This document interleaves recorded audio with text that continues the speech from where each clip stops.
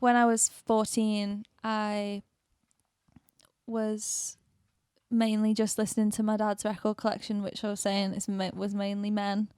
And I met a guy called Cy Jones, who's a bassist in the Verve, at a wedding, and he started looking after me and working with me and stuff. And he just went out after the first day I met him, he went out and bought me a stack of CDs and just like, here, listen to this. Oh, and nice. it was like Tapestry and Blue, and I listened to Blue and I was like, whoa.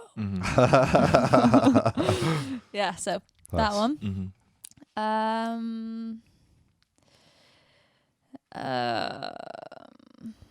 Maybe Brighter Later. Is that the name of the album? It is, isn't it? Brighter Later. By Nick Drake. Yeah. Oh, It's spelled really weird. So, yeah. Just because that was always on in the house as a kid. Yeah, it's beautiful. I'm gonna get that.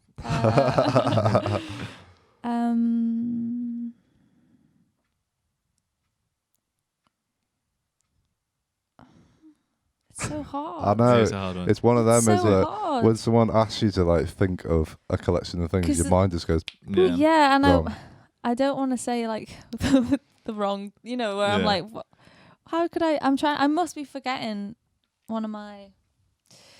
I love every national album, so that's impossible to choose. I don't know. I can't choose. Have they got like a greatest hits album that you could like, you could slide in there? Every national song ever.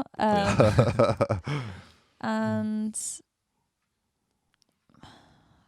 God, I should have prepared for this one. That's fine. Don't worry about it. That's cool.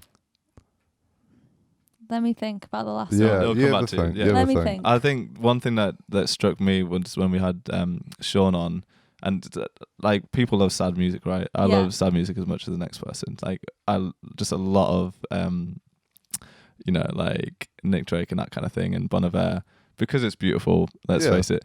But Sean pointed out, it's like, well, I'm on a desert island on my own, so I'm going to have some absolute bangers. And then it occurred to me that if he was like on the adjacent desert island from me, and I'm sat there listening to For Emma, like with my campfire, and I'm watching him listen to like Bob Marley, just like having a great time.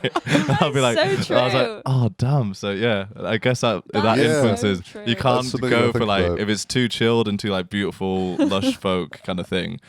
You might get pretty sad. I never considered that. Yeah, neither did I. Yeah, you got to mix it up a bit. You got to have some sort of. He had Blue Hawaii, didn't he? Yeah, Elvis, Blue Hawaii. Yeah, which is a great album. I listened to it the other day. It was good. Funny that you should mention Tapestry. I listened to that for the first time today. Really? Great album. Yeah. Really, I love the cover. I love the front cover of it with a cat. It's so sweet. Yeah. I can't believe how good the guitar sounds. And all the earlier albums. I went through them all in like lockdown.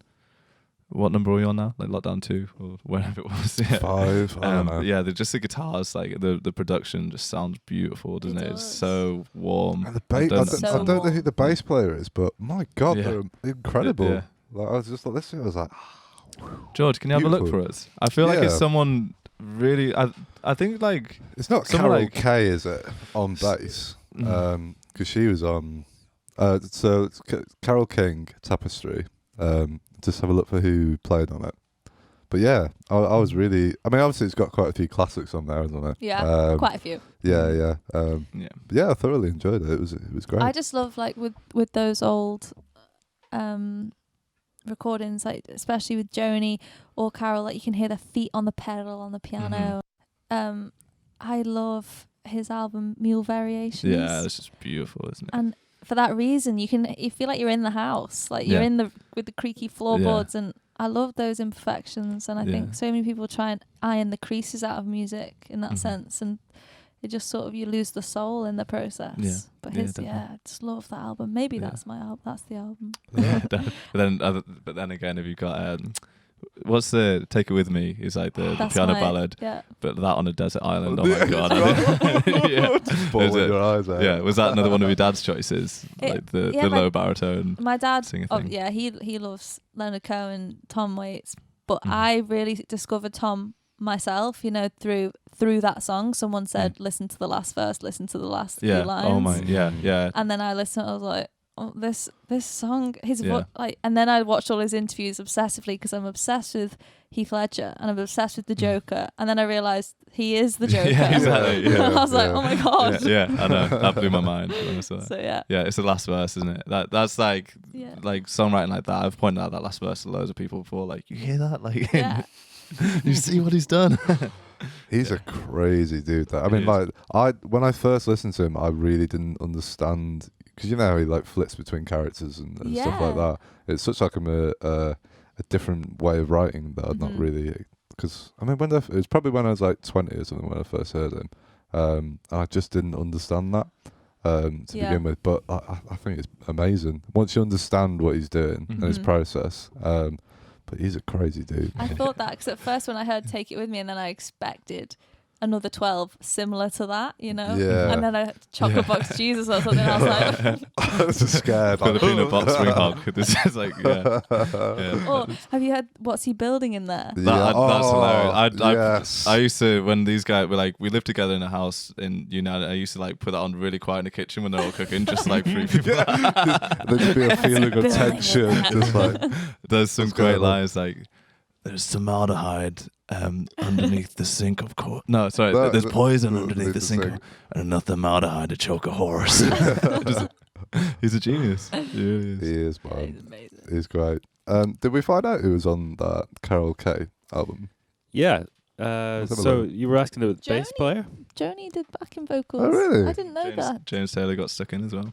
Nice. Of course. Have we got his bass? Perry Steinberg. I don't think I've heard. Oh, wait. There's either. Charles Larkey as well. David Campbell. Your dad? My dad was on cello and viola. No way. I didn't know he did that one. That's awesome. Yeah. Okay. Interesting. We have a couple of questions All right. as well over here. Yeah, so sure. we've got one Let's hear from Lucas saying, "Hey Sophie, when you start working or you have an idea for a new song, do you write the music first or the lyrics?" Hi, Lucas. I think I know who this is because he's an amazing fan. I think he's in Switzerland. But yeah, I think music and lyrics comes both at the same time. It's never a set formula. It's always it's different whether I sit at the piano or the guitar or I'm writing with another. Sometimes it can just come from one specific line that I have written down, or a story that I want to express of an event, or just a really beautiful melody that then the words just flow out and fit into. Thank you for listening. Be sure to subscribe to the podcast to catch up on new episodes every week. Also, check us out on our Facebook and Instagram at RecRooms, where you can find out about our other exciting music series. We also have this and all our other episodes of the podcast up on our RecRooms YouTube channel for your viewing pleasure. See you next time.